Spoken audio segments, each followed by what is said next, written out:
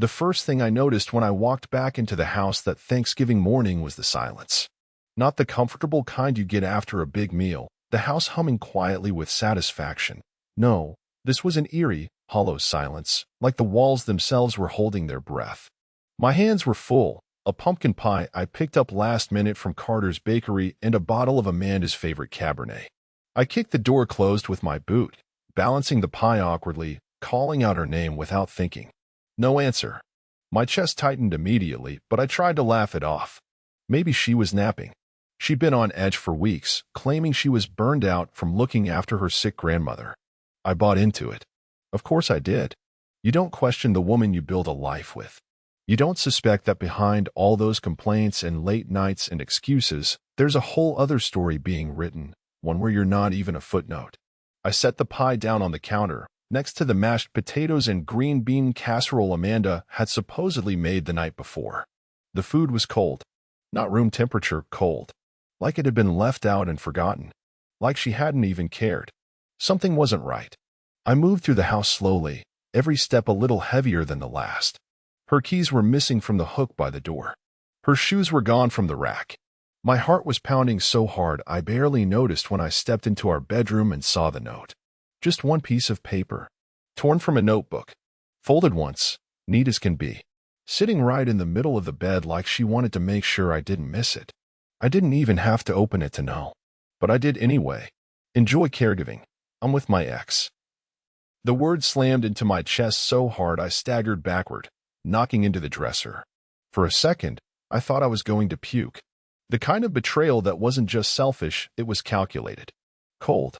She knew what a day meant to me. She knew what it meant to her grandmother, who had spent her last good days trying to keep this family together. And she still walked out. Not just walked out with him. The guy she swore up and down was ancient history. The guy she said was a mistake. Apparently, some mistakes are worth revisiting, as long as you're heartless enough to burn down everything else in the process. I sat down on the edge of the bed, the note trembling in my hand. My mind raced. Where could she have gone? Was she out of state already? Was she laughing with him right now? Sharing some cheap hotel room, wrapped up in each other while I sat here like a fool trying to figure out how my life had gone up in smoke? Rage bubbled up under my skin so fast it scared me. I wanted to break something. Smash the mirror. Rip the sheets off the bed. Set the whole damn house on fire just to watch the memories burn. But I didn't. Instead, I sat there, breathing, thinking. Because the thing about a betrayal this sharp is that it cuts away all the noise. It leaves you raw, sure, but it also leaves you clear. And sitting there, in the ruins of what I thought was my life, a different kind of fire started to burn. Amanda thought she could humiliate me, abandon me, dump me like last week's leftovers and skip off into the sunset with some loser she couldn't even stand 2 years ago. She thought I would crumble, beg, chase after her. She didn't know me at all. I folded the note carefully, set it on the nightstand, and stood up. My hands were steady now. My mind was sharper than it had been in years. She wanted to be done with this marriage? Fine. But she wasn't going to walk away with a damn thing. Amanda wasn't just my wife. She was the trustee of her grandmother's assets. Assets her family had spent decades building: properties, investments, trusts. Assets that, because of a few small but very significant signatures made over the years, were much closer to my hands than she realized. And if Amanda thought she could just run off and forget her responsibilities, she was about to find out exactly what she'd thrown away. For days. That's all it would take. For days to pull the right levers. To finish the paperwork. To make sure that when Amanda finally came crawling back, and she would crawl, she'd find everything she cared about sitting squarely under my control. The house. The accounts. The legacy her grandmother trusted me with, because unlike Amanda, I showed up when it mattered. The storm was already gathering. Amanda just hadn't seen the clouds yet. And when it hit, there'd be nothing left for her to hide behind. I didn't waste time. By the afternoon, I was sitting across from the only person who mattered now, her grandmother, Margaret. We met at her favorite place, the sunroom of the assisted living center, a cozy glass-walled corner that smelled faintly of lavender and old books. She sat bundled in a knitted shawl, her gnarled hands folded neatly in her lap, her sharp blue eyes studying me the way she always had, like she could see 10 steps ahead. I didn't even have to explain. She's gone with him. hasn't she?" Margaret said, her voice barely louder than a whisper, but cutting through me all the same. I nodded, my jaw so tight I thought my teeth might crack. Margaret sighed. Long tired. Like she'd known this day was coming all along. "I warned her," she muttered, almost to herself. "I told that girl, you don't spit on the people who stand by you. You don't gamble your future on a man who already threw you away once." The words hit harder because they weren't said in anger, just disappointment. And somehow, that made them even more brutal. I reached into my jacket and pulled out the folder I had prepared that morning, the morning my whole life imploded. Inside was everything. The deeds, the trusts, the joint accounts Amanda had so smugly ignored because she thought they'd always be hers. Legal documents her grandmother had carefully structured years ago to protect the family estate. Documents that, thanks to Amanda's desertion and the clauses buried in the fine print, gave me a powerful lever to pull. I slid the folder across the small table between us. Margaret didn't hesitate. She opened it with a soft rustle of paper, her finger tracing the lines she must have memorized long before today. Her face was unreadable for a long moment. Then she looked up at me, her eyes hardening like steel. "Do it," she said. It wasn't a question. It wasn't a plea. It was an order. And so, we began. Margaret signed where she needed to. I countersigned. We called her attorney, a hawk of a man named Clifford Barnes who could smell weakness a mile away, and who, lucky for me, absolutely loathed Amanda. He walked us through the process, ensuring every signature, every transfer, every legal maneuver was airtight. Amanda, by abandoning her post, and by extension, her fiduciary duty, had triggered the automatic clauses Margaret had hidden in the original documents. Clauses that, once invoked, stripped her of any right to manage, access, or inherit a single cent from her grandmother's estate. She didn't even know those clauses existed. She never read the paperwork carefully. She just trusted that, as the golden granddaughter, the world would always bow to her whims. Margaret's hand trembled a little as she signed the final page, but her voice was steady. "That girl chose her path," she said simply, handing the pen back to me. "Now you choose yours." The full weight of what we had done didn't hit me until I drove home. It was done. For decades of family wealth, rental properties, farmland, stocks, bonds, antique collections were now fully consolidated under one name. Mine. Amanda had not just lost me. She had lost everything she had ever counted on. Every safety net. Every backup plan. And she had no idea. Yet, as I pulled into the driveway, the Thanksgiving decorations Amanda had hung up 2 weeks earlier flapped weakly in the wind. The wreath on the door was lopsided. The strings of lights she had insisted on buying were half burnt out. I stood there for a moment, the cold biting through my jacket, staring at the hollow shell of the life we had built.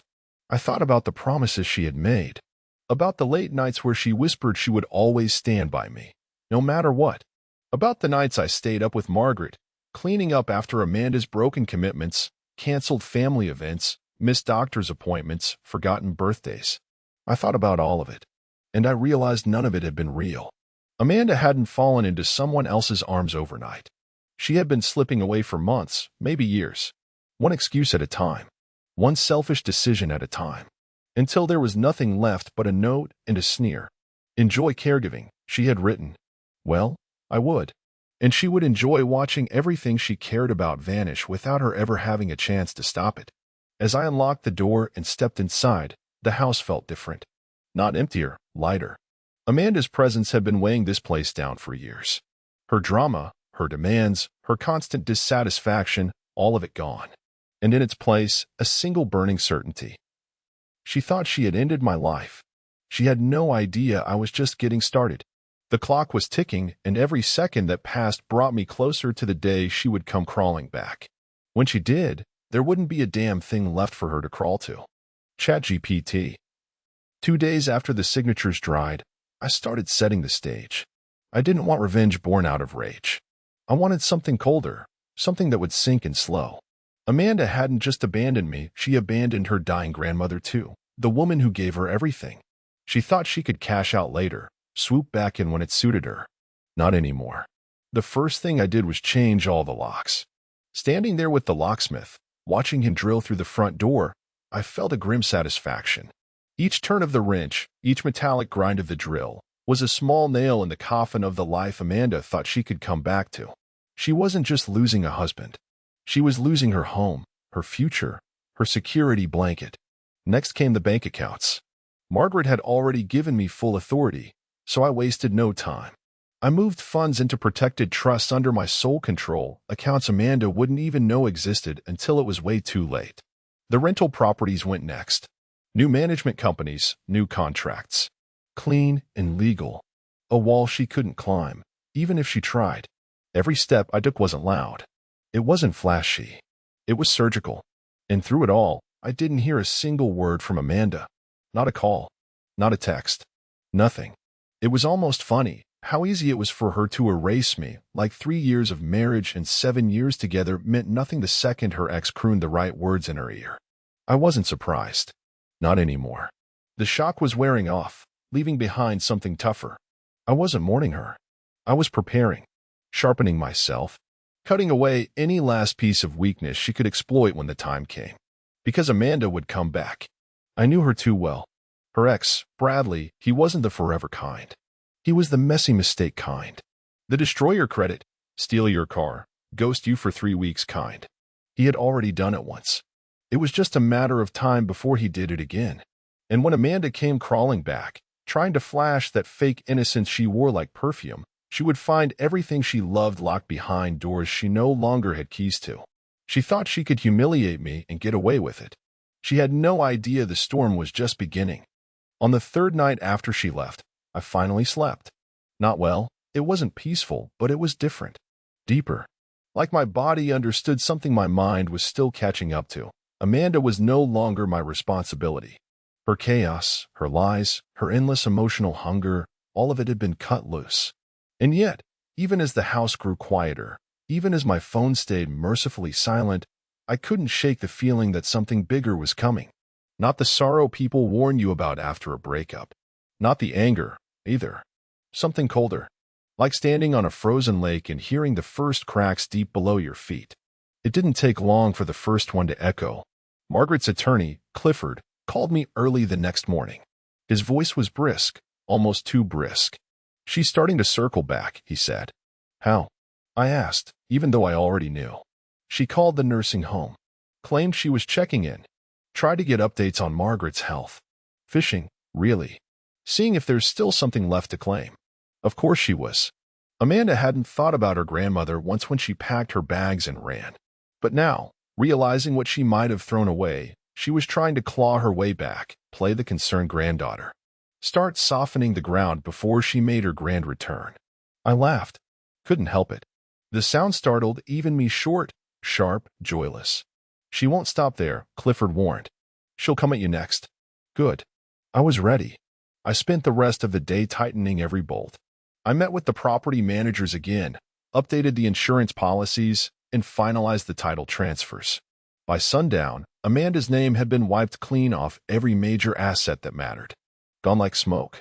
Later, as I stood outside on the porch, sipping coffee while the cold November air scraped against my skin, I thought about the Amanda I used to know. The girl who used to fall asleep with her head in my lap, mumbling plans for our future.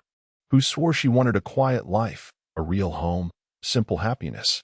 I realized now those were just words she liked the sound of. Amanda didn't want stability. She wanted excitement, the thrill of being chased, the drama of being desired. And when reality didn't hand her fireworks on a silver platter, she went out hunting for them herself. What she never understood was that real strength wasn't about noise. It wasn't about grand gestures and dramatic declarations. It was about staying, building, holding firm even when it got boring. Amanda traded all of that for a night or two of cheap affection with a man who had already proven he couldn't be trusted. And soon, when the fantasy wore off and she realized she had nothing left, no house, no money, no family to catch her, that's when the real cracks would start to form. And I would be there, not to catch her, but to watch. Because some betrayals you don't avenge with fists or shouting. You avenge them by surviving better and making damn sure they see it. The call came the next afternoon. Unknown number. No voicemail. Just a missed call notification blinking coldly on my screen. I knew it was her. Somehow, I just knew. Amanda was never the type to apologize outright. No, She would dangle some thin excuse, something to lure me into reaching back out first, so she could pretend she still had the upper hand. It was always a game to her, even when the stakes were everything. I set the phone down without calling back. Let her stew. Let her feel, for the first time in her pampered life, what it was like to be ignored. Less than an hour later, she tried again, this time a text. Amanda, hey, we need to talk. Please. No apology. No explanation. Just that same entitled tone, like she was doing me a favor by offering her attention again. I didn't respond. I simply screenshotted the message, saved it, and put my phone away. By evening, the messages had started trickling in faster. Amanda, I think there's been some confusion. I just needed some space. Amanda, Grandma's health is really stressing me out. I made a mistake leaving like that. Amanda, can we please just meet and talk? I miss you. Each one was more desperate than the last, but they all had the same stink of manipulation. She wasn't sorry for what she did. She was sorry for what it was costing her. She was beginning to realize that walking out with nothing but a duffel bag and a two-timing ex wasn't quite the glamorous escape she imagined. Reality, cold and sharp, was setting in, and she was scrambling. But the thing about setting a trap is you have to let them walk right into it. You don't rush. You don't bark. You don't even move. You wait. And Amanda was getting closer with every pathetic text. That night, I checked the security cameras. Yes, the ones she used to roll her eyes at, saying they were overkill. Motion detection near the front gate. A blurry image of a car idling by the curb. Same make and model Amanda used to drive before she gifted herself a much-needed upgrade 6 months ago with my credit card. She hadn't come up to the house. She wasn't ready to face me yet. Good. I wanted her to feel the distance. To sit there, engine running, hands gripping the steering wheel, staring at a home that no longer welcomed her. To realize that the locks had changed. The account balances had shifted. The safety nets she took for granted were gone. Everything was slipping away. And the best part? She had no idea just how much further she still had to fall. I went to bed that night with the first real smile I'd worn in weeks. Because the best revenge isn't loud. It's silent. It's watching them realize, piece by piece, that they lost, and there's no coming back. The next day, Amanda finally showed her face. I was standing in the driveway, hauling in a box of winter supplies from the trunk, when her car crept up the street like a stray dog smelling something it had lost. She pulled up to the curb and just sat there for a moment, engine running, windows up, like she was still deciding whether to get out or whether to just drive off and pretend she hadn't made the biggest mistake of her life. I didn't move, didn't wave, just watched. Finally, the door opened. She stepped out, wearing a hoodie 2 sizes too big, hair pulled back in a messy bun, sunglasses even though the sky was cloudy and gray.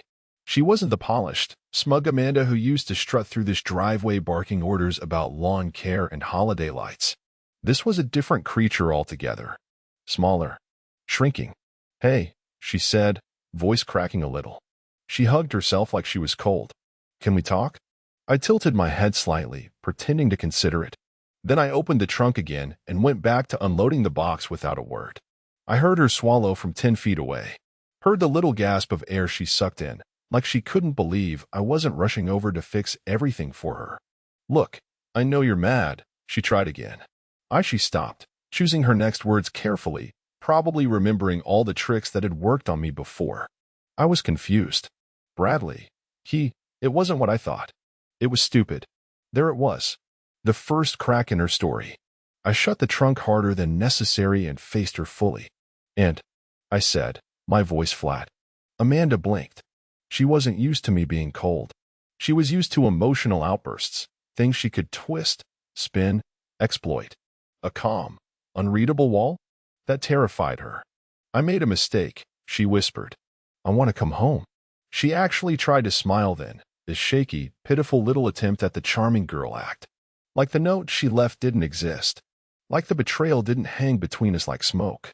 I walked a little closer, stopping just short of where she stood.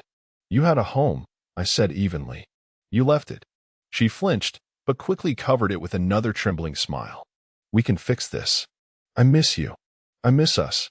I could almost see the gears turning behind her eyes, calculating how much damage control she needed to do, how quickly she could worm her way back into the life she abandoned. But what Amanda didn't realize was that she wasn't talking to the same man she had left behind. The man she betrayed had died the second she walked out that door. Standing before her now was someone new. Someone who no longer cared how many crocodile tears she could conjure. I let the silence stretch between us, cold and sharp. Finally, she broke. "Grandma needs me," she added, desperate now. "She shouldn't be alone. You know that." Ah, there it was. Not me. Not love. Not regret. The money. The inheritance. The safety net. She wasn't here for me. She was here for what she thought she could still salvage. I shook my head slowly. "You abandoned her," I said. "And me. On Thanksgiving." Amanda opened her mouth, probably to lie, or spin, or minimize, but I cut her off. "You made your choice," I said. "Now you live with it." And with that, I walked back into the house, leaving her standing there in the cold, clutching herself like the wind might rip her apart. I didn't slam the door. I didn't yell. I just closed it quietly and locked it. Because some people only understand what they've lost when the door finally closes for good. And Amanda? She had just heard it click. The fallout started faster than I expected. That night, I sat by the window, lights off, watching through the curtains as Amanda's car idled for nearly 20 minutes before finally driving away. I imagined her gripping the steering wheel, chewing her lip, rehearsing conversations that would never happen. She thought this was still a negotiation, that if she just said the right thing, pressed the right guilt button, she could pry open the door she had slammed shut herself. The next morning, the real panic began. It started with her mother. At exactly 8:31 a.m., my phone buzzed with a call from Diane, Amanda's mother, and one of the few people on earth who might actually be nastier than Amanda herself when it came to entitlement. I let it ring out. Seconds later, a text came through. "Diane, you owe Amanda a conversation. After everything she's done for you, the least you can do is listen." I laughed under my breath. "After everything she's done for me?" "Yeah. Thanks for the crippling debt, the endless drama, and now this delightful train wreck, Diane. Truly a gift." I didn't answer. Instead, I forwarded the message to Clifford, who simply replied, "Good. They're getting desperate. Stay silent." It was the right move. Every time I didn't respond, every time Amanda and her flying monkeys got silence instead of the reaction they craved, the walls closed in a little tighter around them. Around noon, Amanda herself tried again. "Amanda, I'm sorry if it seemed like I didn't appreciate you. I was overwhelmed. We both made mistakes. Can we please just meet and talk this through?" Overwhelmed. Mistakes. Always spreading the blame like butter on toast, never willing to just own what she did. Still, I said nothing. By mid-afternoon, the messages had shifted tone entirely. No more soft pleas. No more fake apologies. Now came the threats.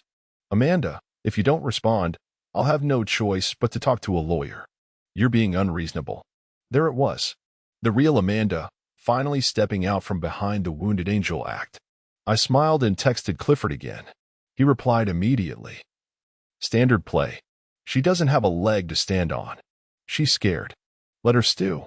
Meanwhile, I spent the afternoon moving forward, not with her, but with the future she thought she had secured. The house was officially retitled. The investment accounts had been cleaned up and locked down. The insurance policies now listed me and me alone. Every asset Margaret had entrusted us with was now protected under legal armor Amanda couldn't touch. And she didn't even know the half of it yet.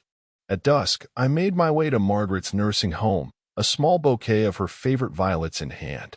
She sat by the window, wrapped in a thick blanket, her sharp eyes tracking me the second I entered. "She tried to call, didn't she?" Margaret asked, smiling thinly. "She's scrambling," I confirmed, setting the flowers down beside her. Margaret nodded, satisfied. She didn't gloat. She wasn't a cruel woman, but she understood the importance of consequences. "She chose," she said simply, "and choices have weight." We played a quiet game of chess by the window as the evening deepened, moving pieces slowly, deliberately. No rush. No panic. Amanda was out there somewhere, flailing, trying to bargain, trying to threaten, trying to manipulate her way back into a world she'd shattered with her own hands. And every silent hour that passed, she realized just a little more how utterly alone she had made herself. It wasn't anger that kept me from answering her calls. It was clarity. It was peace. Because when you stop saving the people who throw you to the wolves, you realize they were never worth saving at all. And Amanda, cold and desperate in the gathering dark, was just beginning to understand that. 2 days later, she escalated. It was late afternoon when I heard the sharp knock at the front door, not the tentative tapping Amanda had used before, but a hard, impatient rapping, like she had a right to be let inside. I stayed where I was, seated calmly in the living room, sipping black coffee, watching the door like it was part of a game board I already knew how to win. A few seconds passed. Another knock, louder this time. Then her voice, shrill through the door. "Open the door, Brian. I'm not leaving." There was a bitter, entitled edge to it now. No more pleading. No more pretending. She was tired of playing nice, tired of being ignored. I stayed silent. I heard her footsteps pacing the porch, then the sound of something hitting the door. Her hand? Her bag? Hard enough to thud, but not enough to leave a mark. "Yet, I have a right to be here," she shouted, voice cracking with the cold and her own panic. "This is my house, too." I almost laughed. Amanda didn't know, didn't understand, that every legal thread tying her to this property had been cut neatly, cleanly, days ago. She wasn't banging on her house anymore. She was a trespasser, nothing more. I gave it 5 minutes. Let her rant. Let her blow herself up. Then I stood, moved quietly to the door, and without opening it, spoke through the wood. "You're not on the deed anymore, Amanda." Silence. Pure, heavy silence. Then a sputtering noise, like she couldn't even form words at first. "You're lying," she hissed. I almost pitied how weak she sounded. "No," I said. Calm. Final. "You abandoned your responsibilities. You abandoned your family.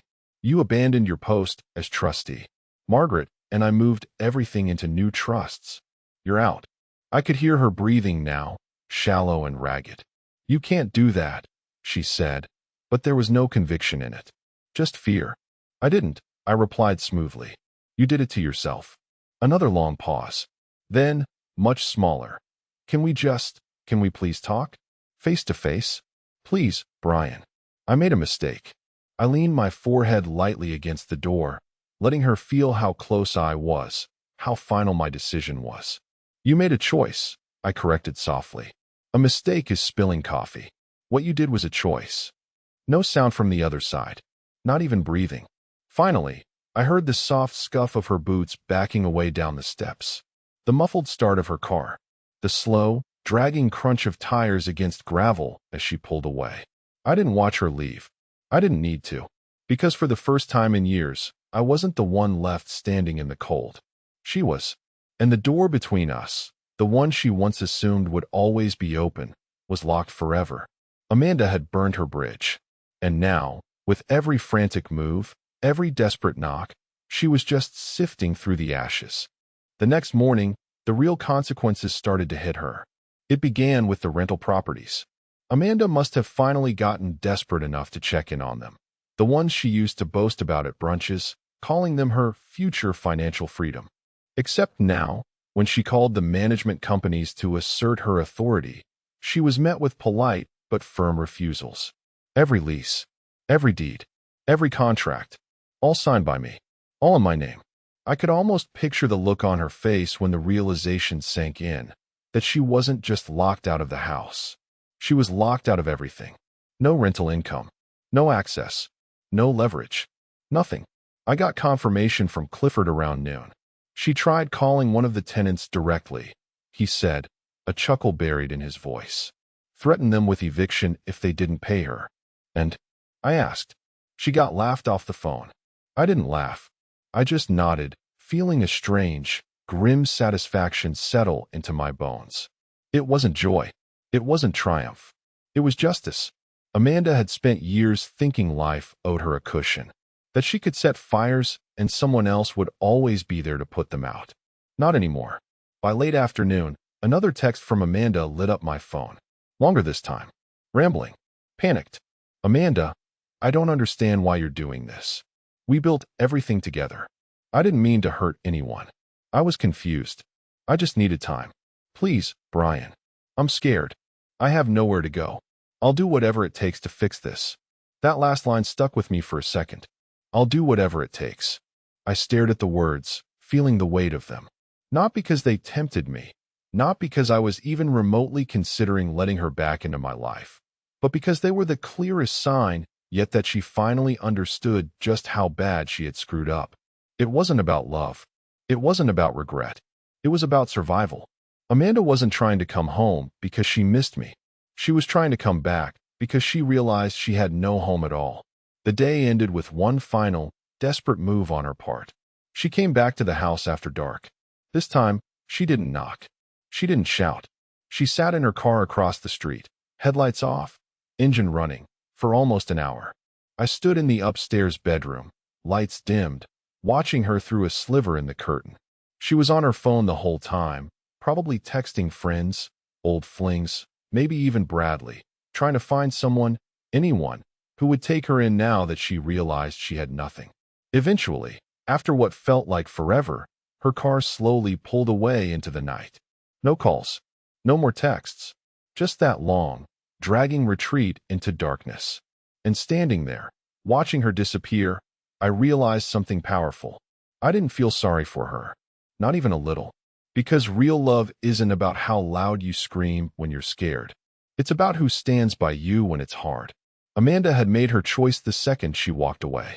Now she would have to live in the wreckage she created, and no one was coming to save her. The next 48 hours were eerily silent. No texts, no calls, no cars idling at the curb. It was like Amanda had finally vanished, or maybe she was just out there somewhere, scrambling harder than ever, trying to piece together a life from the ruins she had created. I knew it wouldn't last. Amanda wasn't built to sit in silence. She wasn't wired to accept loss gracefully. She needed attention like oxygen, and when she couldn't get love, pity would do just fine. That's when the smear campaign began. It started small, whispers through mutual friends, vague social media posts. Amanda painting herself as the abandoned one, the victim. She didn't mention the note she left, or the fact that she'd run off with her ex. No, according to her, I was the heartless monster who had locked her out without warning, who had stolen everything she had built. I got screenshots from mutual friends, the few who hadn't swallowed her sob story whole. Posts like, "Amanda, some people show you who they really are when you're at your lowest. I guess love was just conditional after all. Amanda, imagine thinking you know someone for years and finding out they were just waiting to hurt you. Pathetic." It didn't sting. It didn't even anger me. It was confirmation. Confirmation that Amanda had learned nothing. That even now, in the ashes of everything she destroyed, she couldn't face her own reflection. She still needed a villain to blame. Still needed a narrative where she was the poor, misunderstood girl wronged by a cruel, heartless world. I didn't respond. Didn't comment. Didn't defend myself. Because the people who mattered already knew the truth. And the ones who didn't? They weren't worth saving. Later that day, Margaret's attorney, Clifford, called again. "She's trying to challenge the trust in court," he said, sounding almost amused. "Filed a petition this morning." I leaned back in my chair, smiling grimly. Of course she did. She has no grounds, right? I asked, even though I already knew the answer. "None," Clifford said. "She abandoned her fiduciary duty. She triggered the forfeiture clauses. Paper trail's clean. Hell, I wish she'd push harder. She'll end up owing you money and legal fees." I thanked him and hung up, feeling lighter than I had in months. Amanda had gone nuclear, and it was only going to blow up in her face. As the sun set, I stood once again at the window, watching the world darken outside. A storm was rolling in, thick gray clouds swallowing the last light of day. The wind picked up, rattling the windows, shaking the dead leaves from the trees. It felt fitting. Amanda had chosen her chaos. She had courted the storm. Now she would have to stand in it alone. And the best part? The worst was still ahead for her. Because soon, when the court laughed her out of the building, when the last of her friends stopped answering her calls, when Bradley bailed the second things got messy, that's when the final cracks would split her wide open. And I would be there, not to catch her, but to watch her fall, knowing she built every rung of the ladder she was about to tumble from. The reckoning wasn't coming. It was already here. The day of the court hearing arrived, and Amanda came alone. I watched from the back of the courtroom as she shuffled in, head down, wearing a wrinkled blazer that hung awkwardly on her frame. Gone was the smug, polished woman who once demanded attention when she entered a room. What stood there now was a hollow version of her former self, brittle, desperate, and visibly breaking. She didn't see me. I didn't make my presence known. I didn't need to. The hearing wasn't dramatic. No fiery speeches, no grand confrontations. It was over in less than 15 minutes. Amanda's petition to contest the trust? Denied. Her claims of emotional distress and wrongful exclusion? Laughed out of the room. Clifford barely even had to speak. The judge cited the documents, all airtight, all properly executed, and shook his head. Amanda's abandonment, her dereliction of fiduciary duty, the note she left behind, it was all there in black and white. She didn't just lose. She humiliated herself trying to fight a battle she had already surrendered. The moment the judge dismissed her case, Amanda froze. Just stood there, blinking, like her brain couldn't process that it was really over. That there was no backup plan. No secret clause to save her. No one coming to sweep in and fix what she had destroyed. It was done. I slipped out of the courtroom before she could spot me, stepping into the crisp autumn air, breathing deep. Freedom. Pure, final, undeniable. For the first time in what felt like years, the weight of her manipulation, her drama, her endless demands, all of it lifted off my chest like a dying star finally burning out. Amanda was no longer my burden. She was just a memory. A bad investment I had finally cut loose. And yet, as I walked to my truck, keys jingling lightly in my hand, I couldn't help but glance back one last time. Through the courthouse window, I saw her sitting alone on a bench, her head in her hands. No phone buzzing with new messages. No friends flanking her side. No lifelines left to call. Just Amanda. Alone. Exactly where her choices had led her. And for the first time since the day she left that note on our bed, I felt nothing. No anger. No sadness. No pity. Just the cold, clean certainty that the woman banging on my door, sending frantic texts, posting pathetic cries for attention, she wasn't my wife anymore. She was just another cautionary tale, one I would never have to live through again. And the best part? The final blow hadn't even landed yet, because Amanda still hadn't realized just how much further she had left to fall. The final blow came exactly 5 days later. It was a Friday afternoon, the air sharp with the first real bite of winter, when Clifford called again, a rare urgency in his voice. "Thought you'd want to hear this from me first," he said. Her grandmother finalized the last adjustment to the estate plan this morning. I paused, gripping the edge of the kitchen counter. "You mean?" "Everything," Clifford confirmed. Margaret made it crystal clear. Amanda is officially disinherited. No loopholes, no reconsiderations. She's out. I closed my eyes, letting the words settle into the cracks Amanda had left in my life. The last tie. The last thread she might have clung to, fraying and pathetic, finally cut for good. "She knows yet?" I asked. "Nope. She'll find out when the notice hits her mailbox. Maybe Monday. Maybe Tuesday." I thanked him, hung up, and for a long moment just stood there in the quiet kitchen, the low winter sun casting long slants of light across the floor. It was done.